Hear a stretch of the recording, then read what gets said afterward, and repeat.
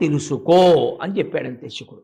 వివేకం అనగానేమి, ఇంతకాలము ఏ ఇంద్రియలంపటమునందు పడి ఉన్నావో దానినే పట్టుకొని ఆ సంసారమునే పట్టుకుంటే మృత్యువుని తప్పించుకోవడము సాధ్యము కాదు. మరి మృత్యువుని ఎలా తప్పించుకోగలవు? ఈశ్వర పాదములు పట్టుకో. ఈశ్వర పాదాలు పట్టుకుంటే మృత్యువు రాదా అండి అని మీరు అడగచ్చు. మృత్యువు రాదు. ఆ మాట నేనంటే మీరు మృత్యువు రాదంటే ఏమంటే మరి అలా అయితే చాలామంది పెద్దవాళ్ళు ఈశ్వరుణ్ణి కొలిచారు కదా, వాళ్ళందరూ ఎందుకు మృత్యువాత పడ్డారని అడగచ్చు. మృత్యువాత పడినది దేహము, ఆత్మకి మృత్యువు లేదు. ఆత్మకి మృత్యువు లేదని ఆత్మగా నిలబడిపోయిన వాడు మృత్యువుని పొందట్లేదు, మోక్షాన్ని పొందుతున్నాడు. దేహము తాననుకున్నవాడు మృత్యువుని పొందుతున్నాడు.